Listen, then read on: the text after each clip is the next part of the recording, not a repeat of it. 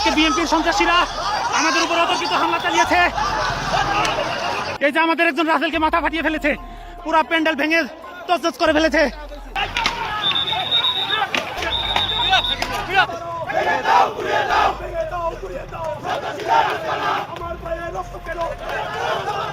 যে বোনটির বুক থেকে তার স্বামীকে উধাও করা হয়েছে, আমার সেই বোনটি, আমার মজলুম বোনটির পক্ষে আমি এখানে দাঁড়িয়েছি।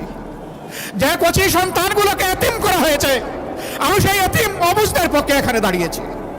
আমি তাদের চোখের কোনায় তরল পদার্থ দেখেছি, সেই তরল পদার্থ চোখের সাধারণ পানি ছিল না। তাদের আপনজন প্রিয়জন হারানো যে মানুষগুলো দুনিয়া থেকে চলে গিয়েছে, তাদের রক্তের ফুটা আমি চোখের কোনায় দেখতে পেয়েছিলাম। আসসালামু আলাইকুম প্রিয় দর্শক এইমাত্র পাওয়া গরম খবর। দর্শক শ্রোতা, বিএনপি এবং জামাত ইসলামের সংঘর্ষকে কেন্দ্র করে এবার বেরিয়ে এসেছে কিছু চাঞ্চল্যকর তথ্য। দর্শক, কিভাবে ওই সংঘর্ষটি লেগেছে এবং কি কারণে ওই সংঘর্ষে একজন নিহত হয়েছে দেখতে পারবেন। সম্পূর্ণ ভিডিওটি দেখলেই ভিডিওটি খুবই গুরুত্বপূর্ণ, তাই বলছি সম্পূর্ণ ভিডিওটিকে স্কিপ করবেন না। এবং যারা এমন নিত্য নতুন আপডেট খবর দেখতে পছন্দ করেন, তারা অবশ্যই চ্যানেলটি সাবস্ক্রাইব করে আমাদের সাথে থাকবেন। দর্শক শ্রোতা, তাই আর বেশি কথা না বাড়িয়ে চলুন বিস্তারিত ভিডিওটি দেখে আসি। আজকে বিএনপির সন্ত্রাসীরা আমাদের উপর অতর্কিত হামলা চালিয়েছে। এই যে আমাদের একজন রাসেলকে মাথা ফাটিয়ে ফেলেছে, পুরা প্যান্ডেল ভেঙে তছনছ করে ফেলেছে।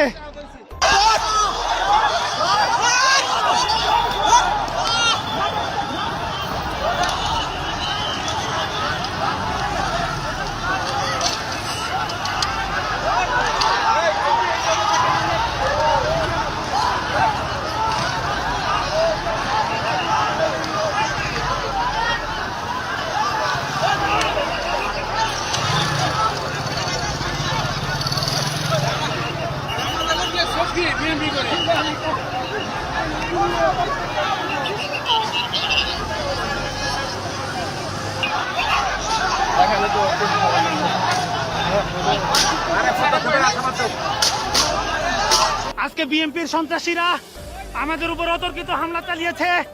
তারা ইট পাটকেল নিয়ে এই যে আমাদের একজন রাসেলকে মাথা ফাটিয়ে ফেলেছে। আমরা এই বিএনপির সন্ত্রাসীদের কর্তৃক আক্রান্ত। তারা আমাদের উপর হামলা করেছে, অতর্কিত হামলা চালিয়েছে।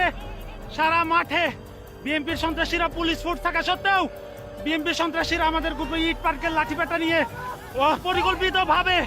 পূর্ব পরিকল্পিতভাবে আমাদের উপর হামলা চালিয়েছে। আমরা তীব্র নিন্দা ও প্রতিবাদ জানাই। আমরা প্রশাসনের কাছে, সরকারের কাছে এই হামলার জন্য এই যে দেখুন এখনো হামলা চলমান আছে আমাদের সমর্থকদের উপর। চেয়ার ভেঙে চুরে চুরমার করে ফেলেছে সন্ত্রাসীরা। চেয়ার ভেঙে চুরে আজকের প্রোগ্রাম পুরো পন্ডুল করে দিয়েছে। অতর্কিতভাবে তারা সন্ত্রাসী কায়দায় দেশীয় অস্ত্রশস্ত্র নিয়ে হামলা চালিয়েছে। তারা লাঠি সোটা নিয়ে, ইট পাটকেল নিয়ে আমাদের উপর হামলা চালিয়েছে। পুরা প্যান্ডেল ভেঙে তছনছ করে ফেলেছে। আমরা এমনকি এই প্রশাসন আমাদের প্রার্থীর পর্যন্ত নিরাপত্তা দিতে ব্যর্থ হয়েছে। এই প্রশাসনের অধীনে কিভাবে আমরা সুষ্ঠু নির্বাচন প্রত্যাশা করি?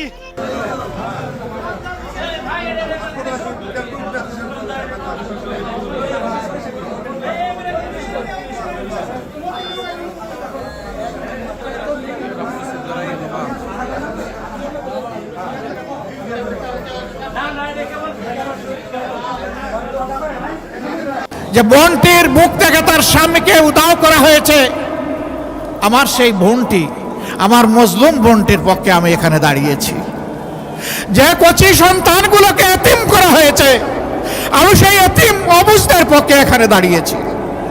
আমি তাদের চোখের কোনায় তরল পদার্থ দেখেছি, সেই তরল পদার্থ চোখের সাধারণ পানি ছিল না। তাদের আপনজন প্রিয়জন হারানো যে মানুষগুলো দুনিয়া থেকে চলে গিয়েছে, তাদের রক্তের ফুটা আমি চোখের কোনায় দেখতে পেয়েছিলাম। অনেকেই আবার ওই সেই পুরাতন ফেসিবাদের এপ্রন গায়ে দিতে চায়।